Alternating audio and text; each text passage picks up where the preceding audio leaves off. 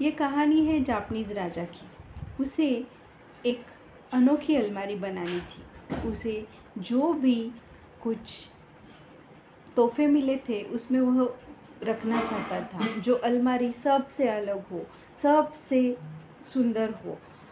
Japan में एक कुमिकी नामक कला है जिसमें अलमारी बनाते समय कोई भी जोड़ नहीं दिया जाता, ना ही कोई कील ठोकी जाती है। तो राजा को ऐसे कारीगर की तलाश थी जो वह बहुत ही सुंदर तरीके से उसकी अलमारी बना दे। राजा के सैनिक सब जगह संदेशा भेजते हैं और ऐसे कारीगर को ढूंढते हैं। एक 55 साल का कारीगर ज़ेन मास्टर नामक उनको मिलता है। वह राजा के दरबार में आ जाता है। जब राजा उसे अलमारी के बारे में बताता है तब ज़ेन मास्टर अलमारी बनाने के लिए तैयार हो जाता है। लेकिन वह बोलता है कि मैं अलमारी 5 दिन के बाद बनाऊंगा। राजा वैसे तो बहुत गुस्से वाला होता है, उसने कभी ना नहीं सुना होता है। लेकिन जब वो ज़ेन मास्टर बोलता है कि 5 दिन के बाद बनाऊंगा तो वो कुछ भी बोलता नहीं है। वैसे तो उसको बहुत गुस्सा आया होता है, लेकिन वह उसके सैनिक को बोलता है कि आप उसको फॉलो करो और देखो ये ज़ेन मास्टर ऐसा कौन सा महत्वपूर्ण काम करने वाला है जिसके लिए उसने राजा को मना किया।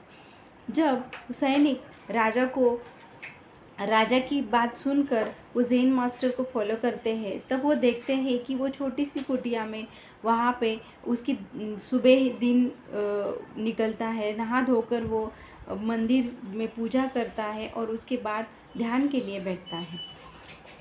पूरा दिन वो ध्यान में रहता है। दूसरे दिन ऐसे ही होता है, वो हर रोज़ राजा को इसके बारे में बताता रहता है। तीसरे दिन भी वही वो करता है, चौथे दिन, 5वें दिन। उसके बाद वो राजा के दरबार में आ जाता है।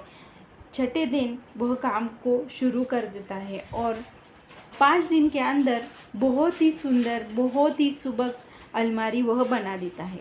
राजा भी वो अलमारी देखकर बहुत खुश हो जाता है। लेकिन वह ज़ेन मास्टर को पूछता है कि आपने मुझे पहले मना क्यों किया? ऐसे 5 दिन आपने ऐसा क्या काम किया जिसमें आप अलमारी बनाने के लिए मना कर दिया?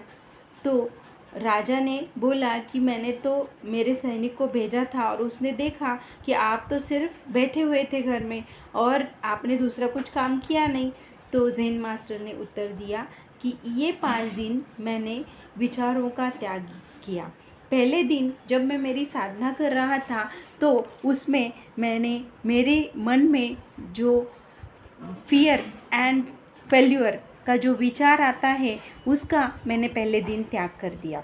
दूसरे दिन जो सेल्फ डाउट रहता है, जैसे कि हमारे ऊपर हमें जो विश्वास नहीं रहता, हम कभी कभी सेल्फ डाउट करते हैं, उसके विचारों को मैंने दूसरे दिन त्याग कर दिया।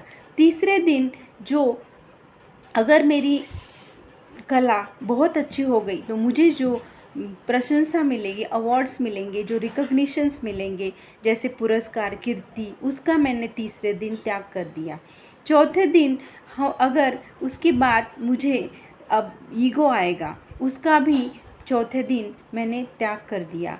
और 5वें दिन जो मैंने साधना की उसमें सबसे महत्वपूर्ण मैंने मेरा जो विजन था, मेरा जो गोल था, उसका एक क्लियर पिक्चर मेरे माइंड में बना लिया और उसके प्रोसेस क्या होगी, कहाँ से मैं शुरू करूँगा और कहाँ पे मैं एंड करूँगा, उसके बारे में मैं सोचता रहा। ऐसे 5 दिन मेरी साधना होने के बाद ही मैं आपके दरबार में काम करने के लिए आया।